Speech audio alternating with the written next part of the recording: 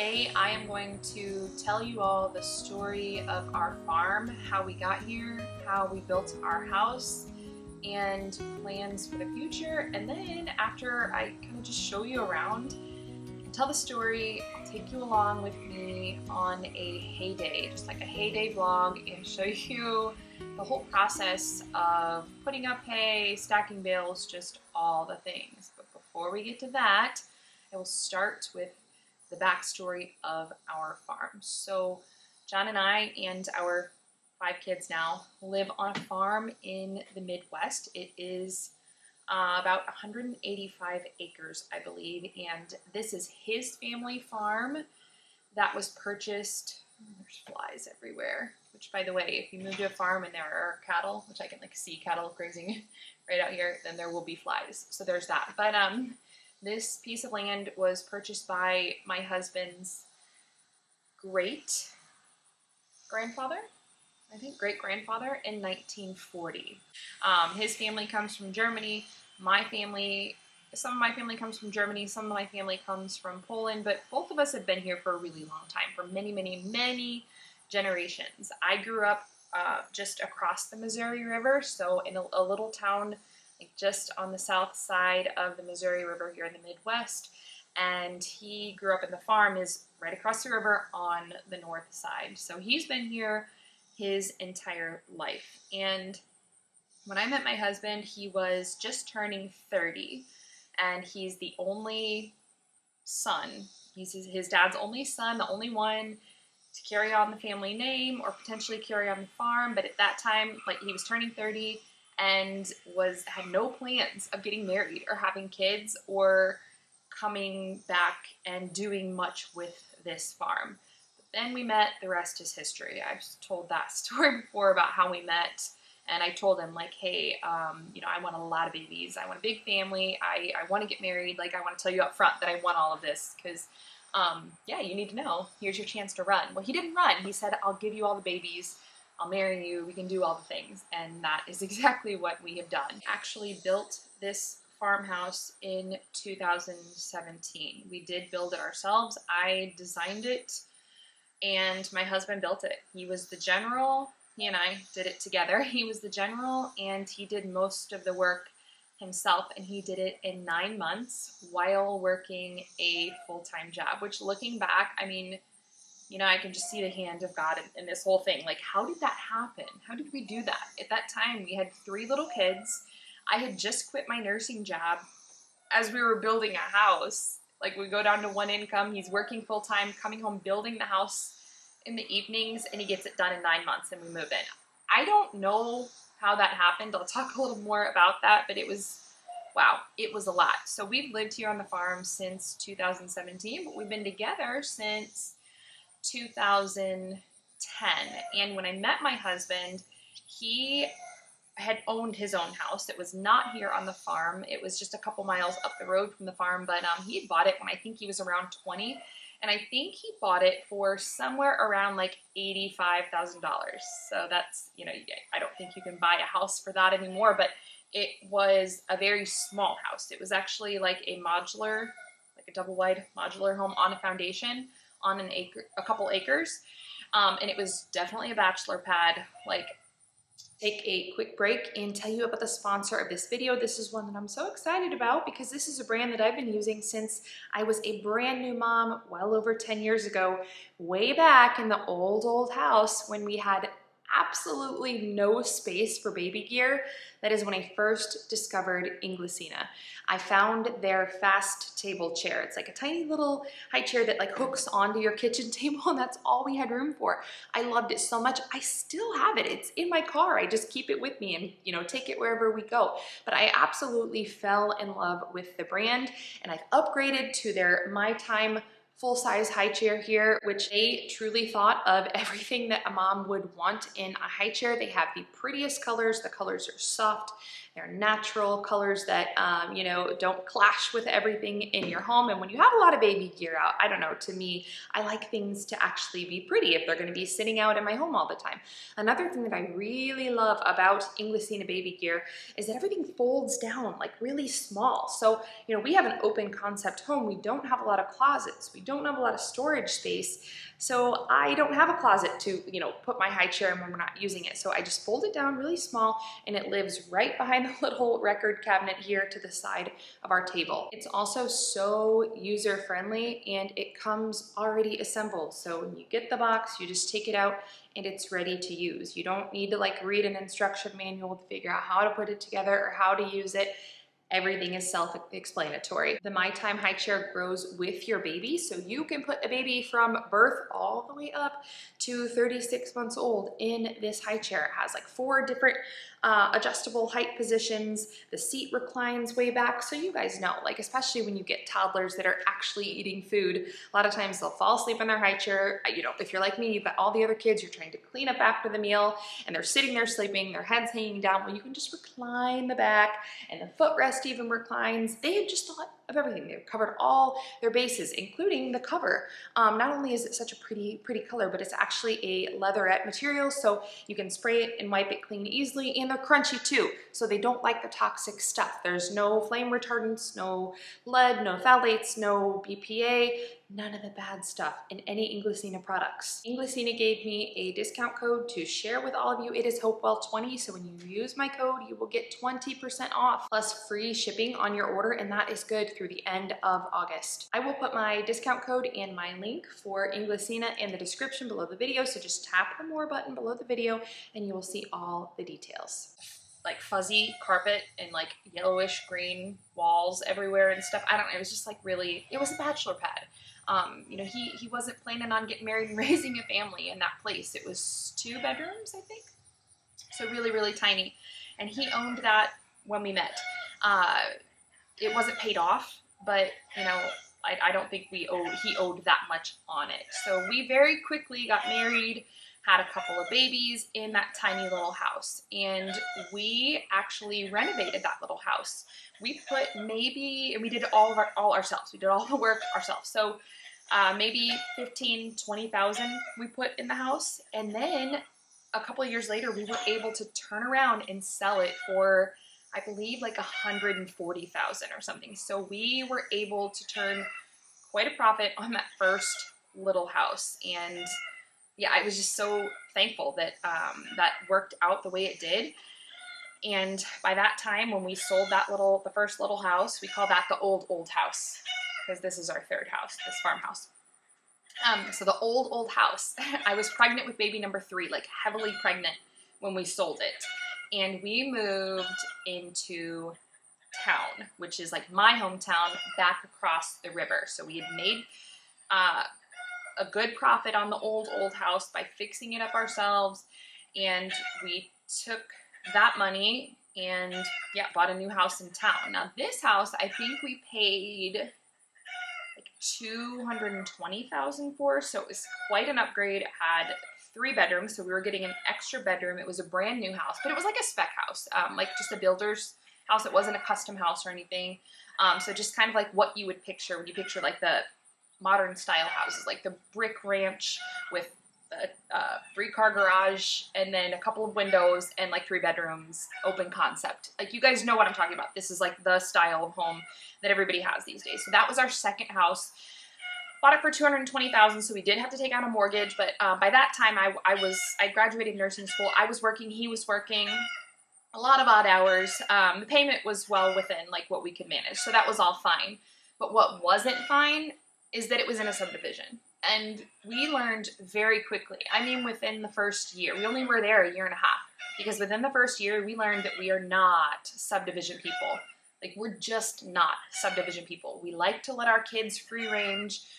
We like to have our space, and it was just a big adjustment because the old house, the first old house, even though it was only on a couple acres, it was out here in the country, like right up the road from where we are now. And yeah, we just learned we're country folk. We're not city folk. Like, no offense. I love that for people when they thrive in those places, like in a subdivision or in the city. we just learned that we do not thrive in that kind of environment. We're like, we've got to get out of here. So around that time, our oldest was turning 5 years old, and we knew we wanted to end up out here on the farm eventually. His parents live out here. We wanted to raise the kids out here, and we're like, you know what? Our oldest is 5.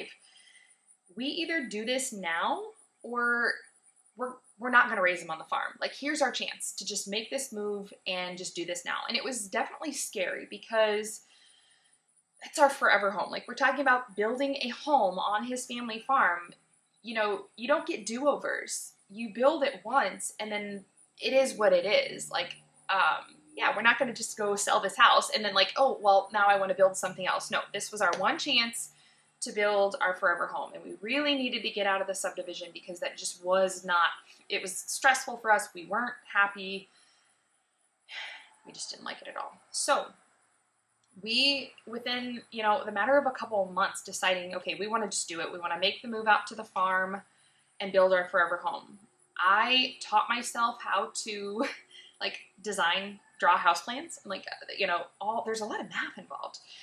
But, like with the pitch of the roof and just everything. I learned it all on YouTube, though. I just sat, I would put the kids to bed at night, and I would just sit up, and this consumed me, like learning how to draw house plans and home design. And I did it. I put it all together. I got some like grid paper. My parents do construction, so they have like the big grid paper you use to draw out plans or whatever. I don't even know all the like construction design architecture speak, but I learned how to do it. And I designed our house, drew out the plans to scale, and got it to where it needed to be, to where we could get started. And where we live, the county that we live in, there's like the code.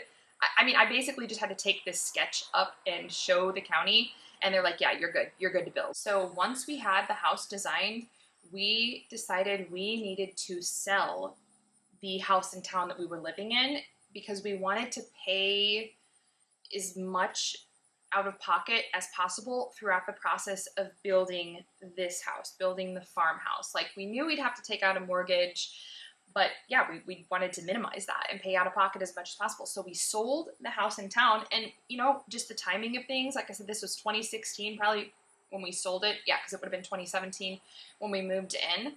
And it was just a great time. We had done a little bit of work to that house.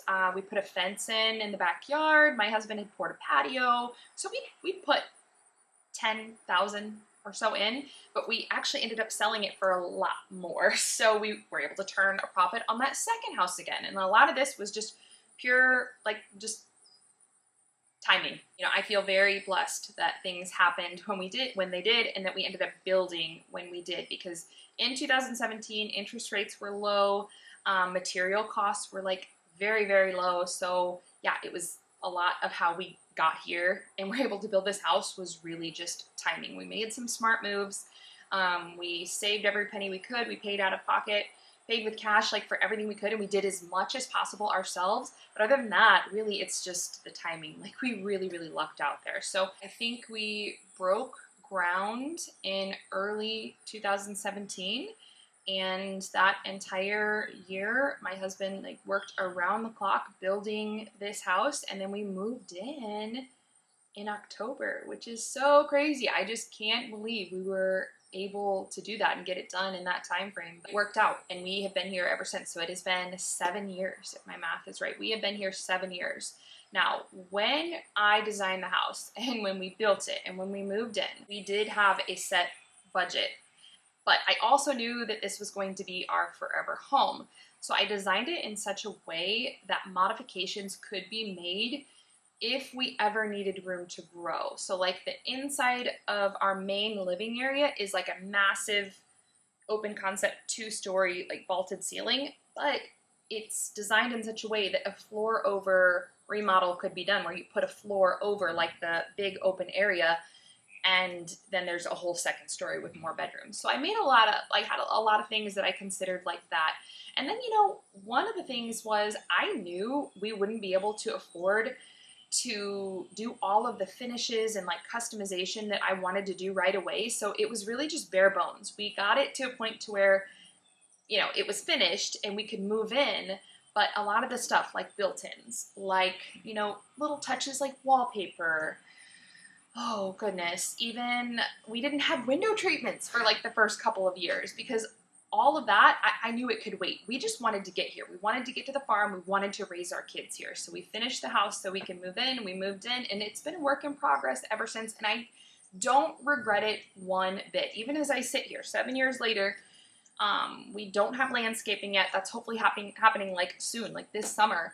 But there are a lot of things that I can think of. We still don't have built-ins in the living room. We still don't have built-ins in the office. There's still a whole wall in my kitchen. You guys have seen it. It's the ugly wall. We call it the ugly unfinished wall, where there's just a big space with nothing there because built-ins are supposed to go there. So there's so much that, you know, wasn't in the budget, or we just didn't have to, ran out of time to do like back when we built. But now we're here. We're here. We're raising our kids here. We've made so many memories here. I can truly say that this is my kids' childhood home.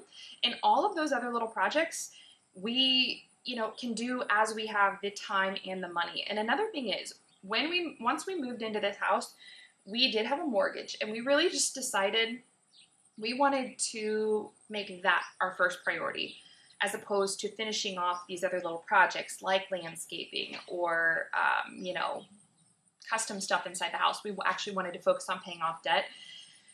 And I'm so glad we did that. It seemed really painful at the time. Like, there was actually a couple of years we moved in here, my vacuum cleaner broke, and I just didn't replace it. I just used a broom and I swept my entire house, which is like 2,200 square feet of finished space. I swept with a broom for a couple of years. And it was just because I was really, like, we were really committed to paying off debt. So like I said, that was painful. You know, a lot of unconventional things during that time, like me working night shifts and just doing whatever we could do, but that was the decision we made, and I'm very glad that that's behind us. So now we're in a place where slowly we can take the money we would have been using to pay off debt and do little projects around the house. So it's getting so fun. I'm really, really enjoying this. And, you know, just over the next couple of years, a few of the projects we have planned. Number one, it's the one I want to happen this summer. It's the landscaping. I can't wait. This house was really designed with specific landscaping in mind. I have had like a huge rows of limelight hydrangeas in my mind. That's what I want out front. That's what's going to go out front, and it's going to look so pretty. It just looks very, you know, like landscaping can totally change the look and feel of a home. And right now I think it's beautiful, but it's very, very bare. So that's project number one. Project number two is we are currently working on finishing the basement. I've showed you guys that project is like painfully slow. Everything is painfully slow though, because this is a farm and there's a lot of farm work, and my husband works. So he has like technically two full-time jobs. He works during the day. He works in construction, and then he comes home and he works the rest of the day, like hours here on the farm. So like the house projects just kind of get shuffled into the background and to the side, and it's really hard for us to get to those. But we're going to be finishing the basement. We're working on a cold room down there, more storage, potentially finishing a home gym area for me, which is something that I really want. But yeah, we'll see if we can get to that. And then also the floor over remodel that I told you guys about, that I designed the house with that in mind. Well, we have 5 children now. We had 3 when we moved in. And I don't think by any means that children are entitled to like their own bedrooms or anything. But I designed that with that in mind. So I think we're going to go ahead and do that. We are going to put a floor over the main living area and put a couple more bedrooms up there. We'll still have a really tall ceiling, like a 10-foot ceiling downstairs, so it's not going to make it like boxed in and darker by any means. We have a ton of windows. The lighting will still be great. It'll be still like a big open space, but we will have at least 2 more bedrooms upstairs. I'm really, really excited about that. A couple other things. Oh, you know what? Actually, right now we are finishing 2 bathrooms. So we have 3.5 bathrooms on the main level.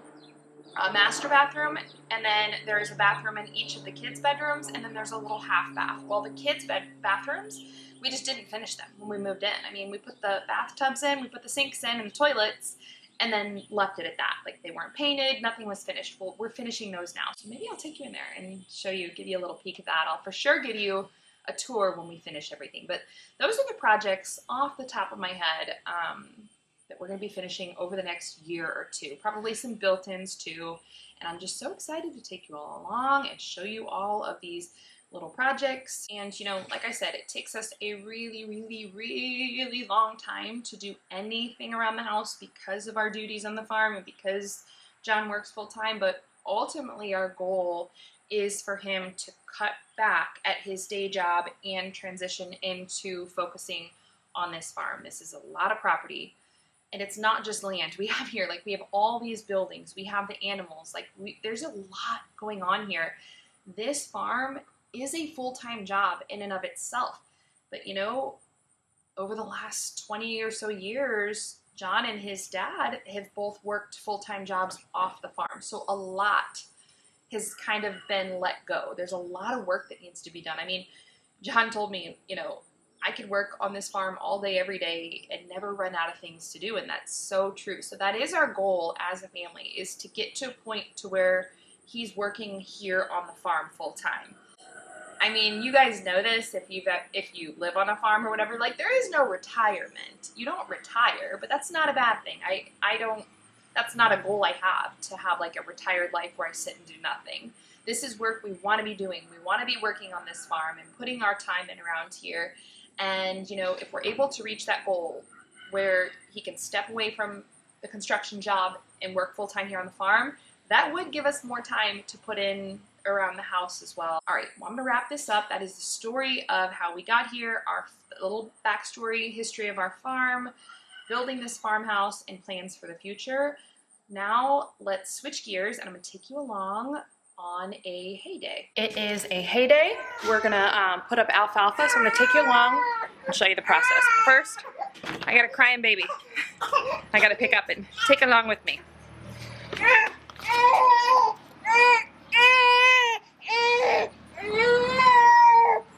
Okay, baby. Come on, come on, come on, come on. Come on, come on. Oh, it's gonna be okay. Okay.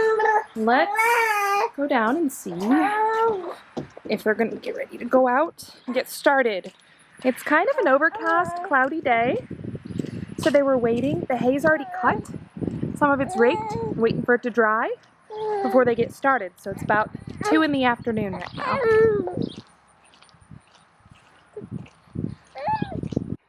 Okay, so this is a really good view of the house right now while they're getting the tractor ready to head out. But you know, you can just imagine, just picture it, the hydrangeas right there in the front of the house. I don't have all the landscaping planned, but that is one thing I know for sure. I've had my heart set on hydrangeas on either side of the steps in the front, but otherwise I'm open to suggestions. So if any of you out there are landscaping experts, please drop a comment and give me suggestions. I want all the ideas for timeless, beautiful, you know, farmhouse landscaping, and I love anything flowering especially. So yeah, give me all your suggestions. I broke my little like portable vlogging camera that I love, and I have my big clunky camera that I'm carrying around with me, so it's kind of awkward. But anyway, hay days are pretty easy for me now. You know, I don't really have to do anything because our big kids are so helpful. We are putting up alfalfa today, so that's a little bit heavier than if we were, you know, doing straw or something else. Alfalfa is very heavy, and there is a difference. My husband thinks this is funny that a lot of people don't know there's a difference between a straw bale and a hay bale.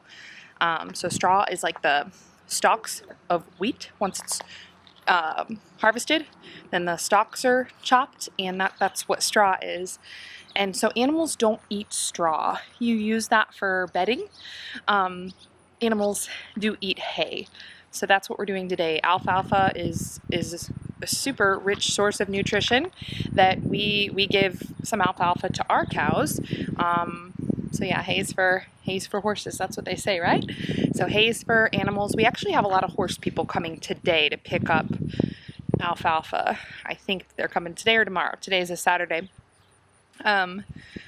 We don't keep it all. We have a lot, and we only have our two dairy cattle. We have a steer we're raising. We're feeding him out for beef. But otherwise, that's all we have to feed. Okay, here comes my husband with the hay crew today.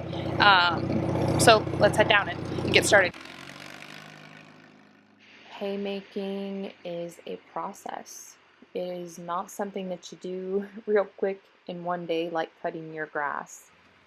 You know, it is kind of like cutting real tall grass, except you want to take that and put it in bales and be able to save it and feed it to your animals.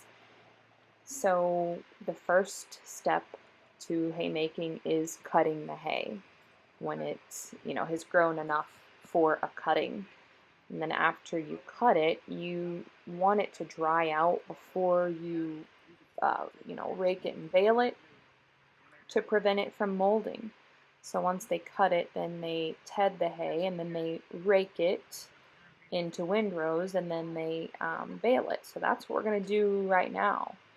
Is we're going over and we're already to the baling process. You can see John's dad's got the baler that he's pulling behind the Oliver here, and that straw bale was in there from last time when we put up straw. So once that comes out, then you will start to see hay bales come out of the baler. And the reason, we're just getting started with baling for this cutting.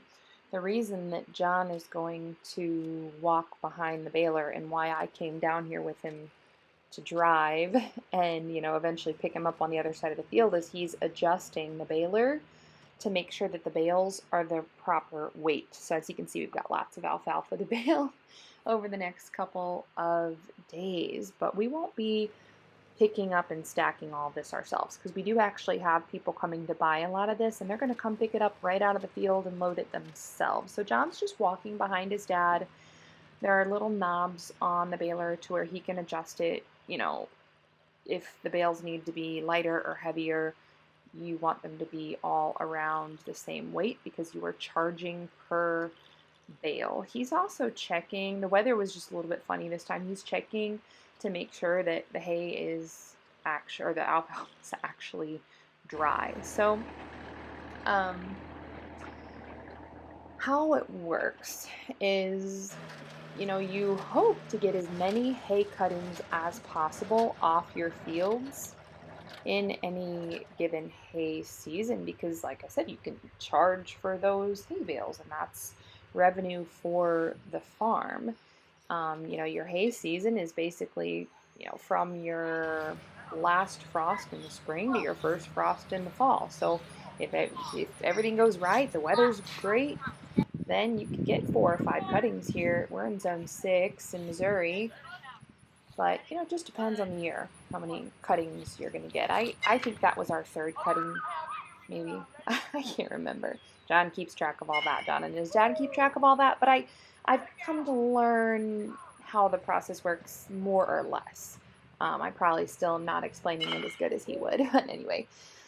Back up at the house now after I drove along with John just while he was checking the weight of the bales. He didn't need the boys just yet, so they're in the backyard playing a little ball. So you just got a glimpse of our porch there before the painting was all finished.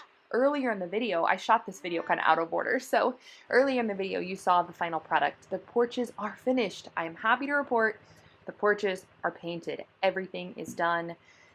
And so now we have the green light to move on to landscaping. However, now we are into some other busy things we have to do. So I'm really hoping this gets finished by the end of the summer. Okay, so they're going to start picking up bales behind as Pawpaw keeps baling. They've got to pick up about 100 right now and then go deliver those somewhere. They'll come back and they'll just get back at it. And like I said, I think we have some horse people coming to pick up some bales later today. So it's gonna be a long day. Alfalfa bales are very heavy. I mean, these are the heaviest bales that you would potentially have. It's not, straw bales are light, they're easy. So our 8-year-old is driving the tractor right now, and that's because he can't pick up the alfalfa bales. That'd be too heavy for him.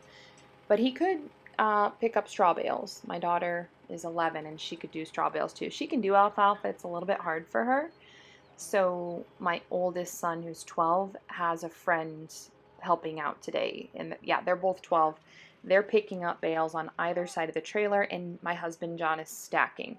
And stacking is actually the hardest job because you're touching every bale, whereas whoever's picking up, they're however many people you have, the work's divided. So we've got two boys picking up on either side, and then John is stacking. And stacking has to be done a certain way. Otherwise, especially if you're going to be traveling and delivering your bales anywhere or on the highway at all, you need your stacking to be done right. You want to be able to secure the bales and make sure that they're not going anywhere. That could actually get somebody hurt. So that's not a job for a younger kid. That's something that we'll probably let the boys start stacking when they're just a little bit older.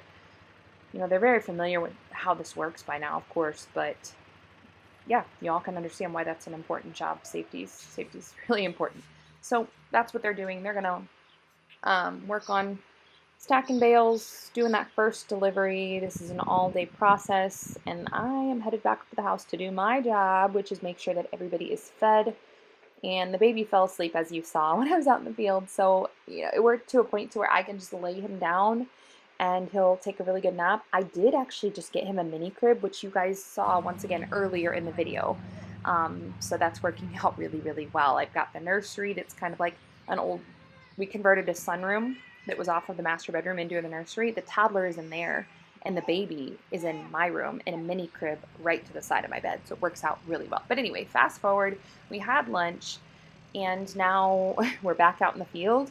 They've made a couple deliveries. You can see that, we've picked up a lot of bales. So the field is bare in a lot of places because that's what we've finished and picked up, delivered, and taken where it needs to be. But there's still a lot of hay bales to go. So I'm headed back up to the house. Just wanted to show you my little milking station. As you can see, the milking station, the head gate, the loading chute is where I milk right here. It's a loading chute and head gate, but it works great for milking. It needs a lot of work. It's falling apart. There are gates holding everything in place. And that is the story of a lot of things on this farm. A lot of work needs to be done when it comes to fencing, but it's just, a matter of finding the time to do these projects and all of this maintenance. But we have 5 kids, and so as they grow, we have lots of helping hands, and I have high hopes that we'll be able to get it all done and keep it all up.